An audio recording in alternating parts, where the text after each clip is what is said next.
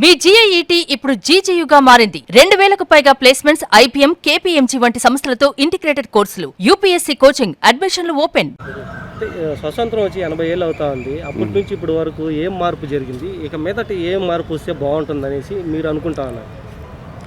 చాలా వరకు మార్పులు జరిగింది. బట్ ఇంకా కూడా మన దేశంలో ఎవరంటే అంత చైతన్యం వేరే దేశాలతో పోలిస్తే అంత చైతన్యం రాలేదు. ప్రజల్లో చైతన్యం బాగా రావాలి. అంటే ఏం జరుగుతూ ఉంది, ఒక ప్రైజ్ పెరిగిందా, అది పెరిగిందా, ఇరిగేది పెరిగిందా, నాకెందుకులే నీకెందుకులే అని ఇది కాకుండా అందరూ కలిసికట్టుగా ఒక ఇదిలాగా చేస్తే ఏదైనా మనం సాధించగలం.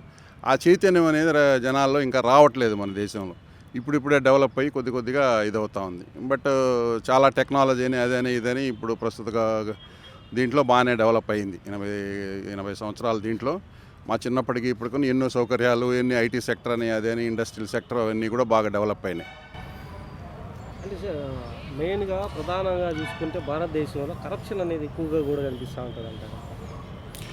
కరప్షన్ ఇది చాలా సంవత్సరాల నుంచి పాతుకుపోయింది. దాన్ని చేయాలంటే మంచి చట్టాలు తెచ్చి ఏదైనా చేయాల్సిందే. ఎంత ప్రయత్నం చేసినా మనకు ఇంకా వరకు ఆ కరప్షన్ అనేది మన దీంట్లో పోవట్లేదు. చాలా వరకు కూడా ఈ భూములని విలువలని ఏంటంటే మార్కెట్ విలువ ఒకటి ఉంటుంది, మనం అమ్మేది ఒకటి ఉంటుంది. ఈ జనాలు ఈ బ్లాక్ మనీ అనేది అక్కడ జనరేట్ అవుతూ ఉంది. ఇప్పుడు అమెరికాలో కూడా ఎవరంటే ఒక ప్లాట్ కానీ ఒక ఇల్లు కానీ చూసుకున్నామంటే ఒకే రేటు ఉంటుంది, గవర్నమెంట్ రేట్ కానీ మన రేట్ కానీ. ఇక్కడ మార్కెట్ విలువ ఒకటి ఇది ఒకటి అని చెప్పే లోపల ఏమవుతుందంటే ఆ ఎక్స్ట్రా వచ్చినదంతా కూడా బ్లాక్ మనీ కింద అయిపోతుంది. దాన్ని అట్లానే జనరేట్ అవుతా బ్లాక్ మనీ అనేది జనరేట్ అవుతుంది. బ్లాక్ మనీ అనేది నిరోధించడానికి చాలా వరకు ప్రజల్లో చైతన్యం రావాలి. గవర్నమెంట్లో కూడా చాలా విలువైన దీని చట్టాలు గిట్టాలు అన్ని మార్పులు తీసుకొని రావాలి. మీరు అనుకుంది ఏంటంటే ఎట్లా వస్తే మనకు బాగుంటుంది? ఒక్క పాయింట్. కరప్షన్ అంటే భయం కూడా రావాలి జనాల్లో. ఆ భయం అనేది లేకపోతే కూడా ఏమవుతుందంటే జనాలు ఏమైందిలే అటు ఇటు అనుకుంటారు. అరే ఈ కరప్షన్ చేస్తే మనకు ఇది పడుతుంది, ఈ శిక్ష పడుతుంది, ఏదో ఒక ఇది వస్తుంది అనే భయం అనేది కూడా క్రియేట్ అవ్వాలి. దాంతో కూడా చైతన్యము, అవేర్నెస్ అనేది కూడా రావాలి జనాలు. ఈ రెండు కలిస్తేనే మనకు ఆ కరప్షన్ కానీ మనం అరికట్టగలం. దీనికి తోడు ఆ గవర్నమెంట్ చట్టాలని ఇవన్నీ కూడా జనాల్లో మార్పు తీసుకురావడానికి ప్రయత్నం చేయాలి. ఆ వెళ్ళిన రాజకీయ నాయకులు కానీ వీళ్ళు కూడా అందరూ కూడా వాళ్ళ చిత్తశుద్ధితో పనిచేసి ఎక్కడ కూడా కరప్షన్ లేకుండా ఉండడానికి ప్రతి ఒక్కరూ వాళ్ళ వంతు కృషి చేయాలి. ఒకరు నేను చేస్తే అయిపోతుంది, ఇంకొకరు చేస్తే అయిపోతుందని కాకుండా ప్రతి ఒక్కరూ దానికి పాలు పంచుకొని వాళ్ళ కృషి చేస్తేనే ఆ కరప్షన్ అనేది కూడా మనం తగ్గించగలం. మనకి ఇండిపెండెన్స్ వచ్చి 8 years అవుతుంది. సో ఈ 8 yearsలో చాలా చేంజెస్ జరిగింది అక్రాస్ వరల్డ్ వైడ్. కానీ మనం మారుతున్నాం. ఎవ్రీ ఇయర్ అప్డేట్ అవుతూనే ఉన్నాం. సంవత్సరం ఎవ్రీ ఇయర్ వచ్చే కొద్దికి, ఇండిపెండెన్స్ వచ్చే కొద్దికి ఎవ్రీ ఇయర్ మనం అప్డేట్ అవుతూనే ఉన్నాం. కానీ మోస్ట్లీ యంగ్స్టర్స్కి జాబ్స్ రాకుండా ఉండడం వల్ల చాలా ఇబ్బందిగా ఉంది. రాబోయే కాలంలో మేము ఎక్స్పెక్ట్ చేస్తున్నాం మోర్ జాబ్స్. ఎందుకంటే అన్నీ ఇప్పుడు ఏఐకి, అన్ని డేటా సైన్స్కి అప్డేట్ అవుతున్నాయి. సో మనము అప్డేట్ అవ్వాలి. అట్ ది సేమ్ టైం ప్యారలల్గా మనము జాబ్ సెర్చ్ చేయాలి. అది కాకుండా మనం స్పోర్ట్స్లో కానీ బాగా ఇంట్రెస్ట్ చేయడం. ఎందుకంటే పక్క కంట్రీస్లో చాలామంది స్పోర్ట్స్కి ఎంకరేజ్ చేస్తున్నారు. మన ఇండియాలో స్పోర్ట్స్ అనేది కొద్దిగా చాలా తక్కువగా ఉంది. సో మనం దానిపైన కానీ కొద్దిగా కాన్సన్ట్రేషన్ చేసి ఎవరైతే ఇంట్రెస్ట్ ఉందో దానిపైన స్పోర్ట్స్లో ఇన్వాల్వ్ అయ్యి gym, tennis, ping pong and other country Olympic games అన్నీ మనం బాగా ఇంట్రెస్ట్ చూపించాలి youth stars, youngsters. And at the same time తిరుపతిలో చాలా ఇంప్రూవ్మెంట్ జరిగినాయి ఫర్ ద లాస్ట్ 5-7 yearsగా. ఇంకా ఇంప్రూవ్ అవ్వాలనేసి కోరుకుంటున్నాం. ఎందుకంటే రోడ్స్ కానీ మన టెంపుల్స్ కానీ మనం తిరుపతి మోస్ట్లీ వచ్చి టూరిజం ప్లేస్ కాబట్టి, సో చాలా పిలిగ్రిమ్స్ వచ్చి విజిట్ అవుతున్నారు కాబట్టి వాళ్ళకి కొద్దిగా చాలా సపోర్ట్ చేయాలి. ఎందుకంటే వాళ్ళ వల్లే మన తిరుపతి అనేది చాలా చోట్ల ఇంప్రూవ్ అన్ని హైలైట్ అవుతున్నాయి అని అదర్ స్టేట్స్లో కానీ. సో ఇది కాకుండా ఇంకా చాలా ఇంప్రూవ్మెంట్ చేయాలి. మన తిరుపతి సిటీలో మాల్స్ లేవు. సో మాల్స్ ఇంప్రూవ్ చేయడం, చాలా కాలేజెస్ ఉన్నాయి. ఆ కాలేజ్లో కొత్త యాక్టివిటీస్ కానీ, artificial intelligence and data science దానిపైన ఫ్యాకల్టీస్ని ఇంప్రూవ్ చేయడం కానీ అన్ని వర్గాల్లో ఇంప్రూవ్ చేయాలని నా యొక్క అభిప్రాయం. అంటే ఒక్క మాటలో ఏది అంటే బిఫోర్ ఆఫ్టర్ అన్నదానికి ఏం డెఫినేషన్ మీకు తెలిసి ఇంతకుముందు ఇలా ఉన్నింది, ఇక మీదట ఇలా ఉంటే బాగుంటుంది అనేది ఏమంటారు? అదే ఇప్పుడు ముందు మన స్టూడెంట్స్ అని ఎడ్యుకేషన్ బాగా ఇది ఇస్తున్నారు. కానీ ఇప్పుడు రాబోయే కాలంలో చాలామంది మార్కెటింగ్, డిజిటల్ మార్కెటింగ్ అండ్ ఏ దానిపైన ఇంట్రెస్ట్ చూపించాలి. ముందు లేవు ఇవన్నీ, ఇప్పుడు బాగా ఇంప్రూవ్ అవుతున్నాయి. సో ఇవన్నీ దీనిపైన దృష్టి సూచిస్తే మన జనాలు బాగా ఇంప్రూవ్ అవుతారు. It has gone very peaceful, ఏం ప్రాబ్లమ్స్ లేకుండా 80 ఏళ్ళు జరిగిందంటే గొప్ప. బట్ ఇప్పుడంటే ఇంక చేంజ్ అంటే ఇక్కడ కాదు, ఎవరి sector there is a change. In banks also they use to say there is a change. So computers వచ్చినాయి, తర్వాత ఆల్మోస్ట్ ఆల్ ఇప్పుడు 5 days బ్యాంక్ అయిపోయింది. ముందంతా వారం ఉండేది, శనివారం కూడా బ్యాంక్. ఇప్పుడు first Saturday, second and fourth Saturday holiday వచ్చేది. సో అట్లా చేంజ్ కూడా ఇప్పుడు ఎట్లా అంటే ఇప్పుడు బ్యాంకింగ్ పరంగా చెప్పాలంటే ఇప్పుడు ఏటీఎంస్ వచ్చినాయి, ఈ క్రెడిట్ కార్డ్స్ వచ్చినాయి, డెబిట్ కార్డ్స్ వచ్చినాయి. So everything without going to bank also a person can survive. So for cash withdrawal and cash deposits and everything. So same thing. So like that, now the major sector is IT.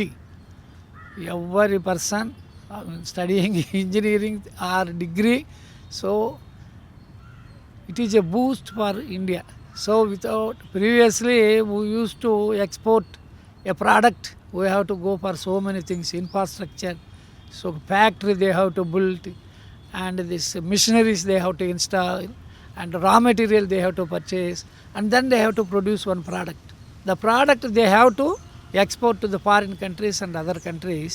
Here manpower, lighting, rent, charges and everything, then they used to get some profit. Here now what happened? IT sector, there is no investments. Only a person studying degree or something else with a small computer, now they are doing, and they are getting money from the foreign countries. See, this is a foreign flow from America or anything. They are getting in dollars and everything, and everybody is happy now. Even any IT person, they are very happy, getting good salary, and there is a lot of change. That is my opinion.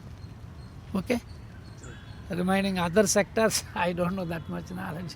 ఇప్పుడు IT sector కానీ, agriculture కానీ, industries కానీ ఏదైనా కూడా మనం ఏం చేస్తున్నామంటే other కంట్రీస్ని మనం కంపేర్ చేసుకుంటున్నాం. ఇప్పుడు అమెరికాలో ఎట్లా జరుగుతూ ఉంది ఐటీ సెక్టర్, రాత్రి మౌళ్ళు పని చేయించుకోవడం. కానీ అక్కడ కండిషన్స్కి మన ఇండియన్ కండిషన్స్కి చాలా వ్యత్యాసం ఉంది క్లైమేటిక్ కండిషన్స్లో. కాబట్టి మనకేమో 8 hours కానీ పని చేస్తే మనం ఎగ్జాస్ట్ అయిపోతాం, ఇక్కడ అలిసిపోతాం, చెమటలు పట్టిపోతాయి, మనకు ఏసీలు కావాలి. వాళ్ళకి అట్ట కాదు, 24 గంటలు చల్లగా ఉంటుంది, ఏసీ లాగా ఉంటుంది వాళ్ళకి కంట్రీ. కాబట్టి they can work 24 hours, but we can't work at least minimum 8 hours. కాబట్టి దానికి తగినట్టు మనం ఇండస్ట్రీస్ కానీ, అగ్రికల్చర్ కానీ, ఇంకొక ఐటీ సెక్టర్ని కానీ డెవలప్ చేసుకోవాలి తప్ప వాళ్ళేదో 24 గంటలు ఫ్యాక్టరీలు పనిచేస్తూ ఉన్నాయి, 24 గంటలు ఐటీల్లో పనిచేస్తూ ఉన్నారు. కాబట్టి మన ఇండియాలో కూడా హ్యూమన్ రిసోర్స్ ఉన్నాయని చెప్పి ఆ విధంగా పని చేయించుకోవడం అనేది చాలా ఇబ్బందికరమైన పరిస్థితే. కాకపోతే ఐటీ సెక్టర్లో శాలరీస్ ఎక్కువ ఉన్నాయి కాబట్టి, ఇన్కమ్ సోర్స్ ఎక్కువ ఉంది కాబట్టి ఐటీ దేనిమో పోతున్నారు. అయితే రిసోర్స్ అంటే ఇప్పుడు హ్యూమన్ రిసోర్స్ తగ్గుతుంది ఐటీ సెక్టర్లో. ఏ సెక్టర్ అయినా కంప్యూటర్స్ వచ్చిన తర్వాత నలుగురు చేసే పని ఒక కంప్యూటర్ చేస్తూ ఉంది. కాబట్టి హ్యూమన్ రిసోర్స్ తక్కువైనా కూడా అక్కడ హ్యూమన్ రిసోర్స్ లేదు, మనకు ఉంది, అబండెంట్ హ్యూమన్ రిసోర్సెస్ ఉంది. దీన్ని మన కంప్యూటర్స్ మీకు అన్ఎంప్లాయ్మెంట్ పెరిగిపోతూ ఉంది అన్నమాట. కాబట్టి దానికి తగినట్టు మనం డెవలప్ చేసుకోవాలి. ఇండస్ట్రీస్ కానీ వాళ్ళతో కంపేర్ చేసుకునే దానివల్ల చాలా ఇబ్బందులు వస్తుంటాయి. అన్ఎంప్లాయ్మెంట్ ఇదైపోతూ ఉంది. అగ్రికల్చర్ నాశనం అయిపోయింది, ఏమీ లేదు అసలు. అగ్రికల్చర్ బేసిక్గా మన Indian country is agriculture country బేసిక్గా. అది ఎక్కడో పోయింది మొత్తం. ఒకప్పుడు మన ఆంధ్రప్రదేశ్ కానీ, యూపీ కానీ, కొన్ని స్టేట్స్ తీసుకుంటే ఒకప్పుడు sugar bowl of India UP. ఇప్పుడు ఏముంది, మొత్తం జనం వేసుకుంటారు. అది పరిస్థితి. అగ్రికల్చర్ అంతా సర్వనాశనం అయిపోయింది. అంత పిల్లకాయలు అంతా ఐటీలు చదువుకొని కంప్యూటర్లు చూసుకుంటా పని చేసుకుంటూ ఉన్నారు. కాబట్టి నామరూపాలు లేకుండా పోతూ ఉందన్నమాట. అంటే మన బేసిక్స్ మారిపోతూ ఉన్నాయి. కాబట్టి దానికి తగినట్టు మనం ఈ అగ్రికల్చర్ కూడా కొంచెం వెయిటేజ్ ఇస్తూ దాన్ని కూడా డెవలప్ చేసుకుంటున్న అవసరం అయితే ఉంది. ఎందుకంటే బేసిక్గా ఫుడ్ అనేది అగ్రికల్చర్ ద్వారా వస్తుంది కాబట్టి వాటిని మనం కాపాడుకోవాలి, ఆ రిసోర్స్ని మనం కాపాడుకోవాలి. అది నా ఒపీనియన్. వచ్చిన తర్వాతకి ఇప్పటికీ ముందున్న ఫెసిలిటీకి ఇప్పటికి చాలా డెవలప్మెంట్ అనేది ఇండియాలో కనిపిస్తుంది. ఇతర దేశాలతో పోలిస్తే భారతదేశం కూడా ఇతర దేశాల్లో అధిగమించడానికి ప్రయత్నం చేస్తుంది. ఎడ్యుకేషన్ పరంగానే, ఆరోగ్య పరంగానే, డెవలప్మెంట్ పరంగానే ఇప్పుడు చాలా వరకు మెరుగైనట్లే నా అభిప్రాయం తెలియజేస్తున్నాను. కరప్షన్ కూడా కొద్దిగా కరప్షన్ అనేది ఇండియాలో అది ఒక భాగస్వామ్యం అయిపోయింది. దీన్ని కరెక్ట్ చేయాలంటే ప్రతి ఒక్కరూ, గవర్నమెంటే కాదు, ప్రతి భారతీయ పౌరుడు ప్రతి ఒక్కరూ ప్రయత్నం చేస్తే దాన్ని అరికట్టడానికి చాలా వరకు అవకాశాలు ఉంటాయి. స్టూడెంట్స్ కానీ కిడ్స్కి కానీ స్టూడెంట్స్ ఇప్పుడున్న అవకాశాలని చాలా వరకు వినియోగించుకోవడం లేదు. ఇతర వ్యాపకాల వల్ల సైడ్ అవుతున్నారు. వాళ్ళు కానీ మంచి ఈ వసతులు కానీ ఉపయోగించుకోగలిగినారంటే భవిష్యత్తు వాళ్ళది బాగుంటుంది. అమెరికాతో మనం చాలా వరకు బీట్ చేయొచ్చు. చైనా అమెరికాతో చాలా వరకు బీట్ చేయొచ్చు. ఎక్కువగా స్టూడెంట్స్ అంటే సోషల్ మీడియాతో ఎక్కువ కాలక్షేపం చేసి ఈ మొబైల్ వచ్చిన తర్వాత చాలా వరకు స్టూడెంట్స్ ఎడ్యుకేషన్ పరంగా మొబైల్కే ఎక్కువ అడిక్ట్ అయిపోతున్నారు. దీనిపైన కానీ గవర్నమెంట్ కొన్ని ఆంక్షలు కానీ విధించిందంటే స్టూడెంట్స్ కూడా భవిష్యత్తు బాగుంటుందని నా అభిప్రాయం తెలియజేస్తుంది. అంతేనా? ఓకే. భారతదేశానికి స్వాతంత్రం వచ్చి దాదాపు 80 సంవత్సరాలు పూర్తయినటువంటి ఈ సందర్భంలో గతించిన 2-3 సంవత్సరాలు మనం చూసినట్టయితే ఎడ్యుకేషన్ కావచ్చు, చాలా వరకు మార్పులు తీసుకురావడం జరిగింది. ఎట్లా అనగానే ఆ మార్పు అనేది వీలైనంత వరకు ప్రజలకు అలవాటు పడితే సిస్టమ్ ఆరోగ్యంగా మనకు చదువు అనేది ఆటోమేటిక్గా పెరుగుతుంది. అలాగని మనకు రాజకీయ పరంగా కానీ, రాష్ట్ర అభివృద్ధి విషయంలో తీసుకున్నట్టే కానీ పక్క దేశంతో, పక్క రాష్ట్రంతో పోలిస్తే మనకు విజయ్ గారి యొక్క పరిపాలన కానీ, పరిపాలన దీక్షలు కానీ, నెక్స్ట్ అలాగనే ఎడ్యుకేషన్ కానీ, రవాణా కానీ ఈ గతించిన 2-3 నెలల్లో చాలా వరకు మార్పు అనేది రావడం అనేది 100% విద్యార్థుల నుంచి పెద్దవాళ్ళ మొదలుకొని అందరూ ప్రతి ఒక్కరు తెలుసుకోవడం జరిగింది. ఇంకా కూడా డెవలప్ చేయడానికి గతించిన కాలంలో నారా లోకేష్ గారు బయట దేశాల పర్యటన చేసి ఎడ్యుకేషన్ కావచ్చు, రవాణా కావచ్చు, హెల్త్ ట్రీట్మెంట్ విషయాలు కూడా సరే అన్ని విషయాలు కూడా క్రమబద్ధీకరణ చేయడానికి ఆ యొక్క కూటమి ప్రభుత్వం అన్నీ కూడా చేయడం జరుగుతుంది. అలాగే మోడీ యొక్క కష్టార్జితం కూడా ఈ దేశానికి ఎనలేని సేవగా మనకు గుర్తింపు అనేది ప్రపంచ దేశాలు కూడా భారతదేశం వైపు అన్ని రంగాలలో భారతదేశం అభివృద్ధి చెందుతుంది అనేది ప్రపంచ దేశాలు ఇండియా వైపు కనుచూపు వేసే విధంగా మన మోడీ గారు తీసుకురావడం అనేది గర్వకారణంగా ఈరోజు తలెత్తుకొని చెప్పవచ్చు. ఈరోజు మొన్న సింధు పాకిస్తాన్ ఇండియా జరిగిన వార్లో సింధు వార్ విషయంలో కావచ్చు, మొన్న జరుగుతున్నటువంటి అమెరికా ఇరాన్ యుద్ధం విషయంలో కావచ్చు ఎంతో సహనమా పాటిస్తూ దేశాన్ని ముందుకు తీసుకెళ్లాలన్న ఒక ఉద్దేశంతో ఎన్నో ఒడిదుడుకులు ఎదుర్కొంటున్నటువంటి ఈ నరేంద్ర మోడీ ఎంతో సహనంతో దేశాన్ని ముందుకు తీసుకెళ్తున్నారు. కానీ ఎక్కడ వెనకడిగేసే ప్రసక్తి లేదు. అన్ని రంగాలలో భారతదేశము ఆటోమేటిక్గా అభివృద్ధి చెందుతుంది. ప్రపంచ దేశాలు ఇండియా వైపు చూసే ఆ రోజులు వచ్చినాయి. కాబట్టి ఈ అవకాశం ఇచ్చినటువంటి వాళ్ళందరూ కూడా ధన్యవాదాలు తెలియజేస్తున్నాను.